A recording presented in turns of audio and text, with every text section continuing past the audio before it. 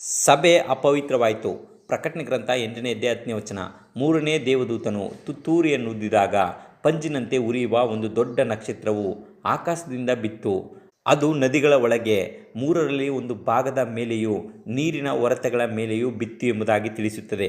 ಪ್ರಕಟಣೆ ಗ್ರಂಥದಲ್ಲಿ 7 ಸಭೆಗಳು 7 ಮುದ್ರೆಗಳಿಗೆ ಸಮಾನಾಂತರವಾಗಿರುವ ಈ ಮೂರನೇ ತುತ್ತೂರಿ ಸಭೆ ಮತ್ತು ರಾಜ್ಯ ಆಡಳಿತದ ಕಾನ್ಸ್ಟಂಟೈನ್ ಅಡಿಯಲ್ಲಿ ಮಿಲನಗೊಂಡ ಕಾಲಕ್ಕೆ ನಮ್ಮನ್ನು ಕರೆದುಕೊಂಡು ಹೋಗುವಂಥದ್ದಾಗಿದೆ.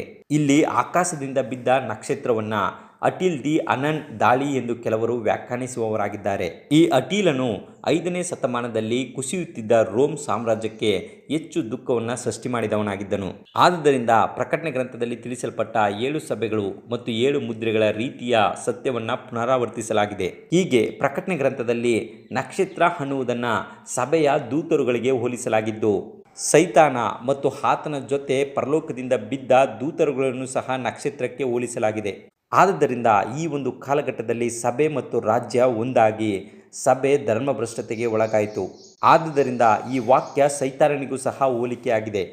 ಯಾಕೆಂದರೆ ಸೈತಾನ ತನ್ನ ಮಧ್ಯವರ್ತಿಗಳನ್ನು ಉಪಯೋಗಿಸಿಕೊಂಡು ಸತ್ಯದ ಜೊತೆಯಲ್ಲಿ ಅಸತ್ಯವನ್ನು ಸಭೆಗೆ ತಂದು ಧರ್ಮಭ್ರಷ್ಟತೆಗೆ ನಡೆಸುವವನಾಗಿದ್ದನು. ಇಂತಹ ಸೈತಾನನ ಕೆಲಸಗಳು ನದಿಗಳ ಮೂರನೇ ಒಂದು ಭಾಗದ ಮೇಲೆ ಮತ್ತು ನೀರಿನ ಬುಗ್ಗೆಗಳ ಮೇಲೆ ಬಿತ್ತು ಎನ್ನುವುದು ಇಲ್ಲಿ ದೇವರ ತೀರ್ಪನ್ನು ಸೂಚಿಸುವಂಥದ್ದಾಗಿದೆ.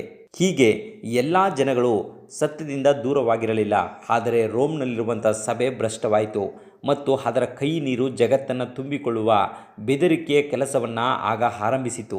ಆದುದರಿಂದ ಎಲ್ಲಿ ಸಭೆ ಮತ್ತು ರಾಜ್ಯಾಡಳಿತ ಒಂದಾಗುವಂಥದ್ದಾಗಿದೆಯೋ ಅಲ್ಲಿ ಸಭೆ ಅಪವಿತ್ರವಾಗುವಂಥದ್ದಾಗಿದೆ, ದೇವ ಜನರಿಗೆ ಹಿಂಸೆ ಬರುವಂಥದ್ದಾಗಿದೆ. ಇದನ್ನು ಅರ್ಥ ಮಾಡಿಕೊಂಡು ಸತ್ಯದಲ್ಲಿ ನಾವು ಜೀವಿಸೋಣ. ದೇವರು ನಿಮ್ಮನ್ನು ಆಶೀರ್ವದಿಸಲಿ.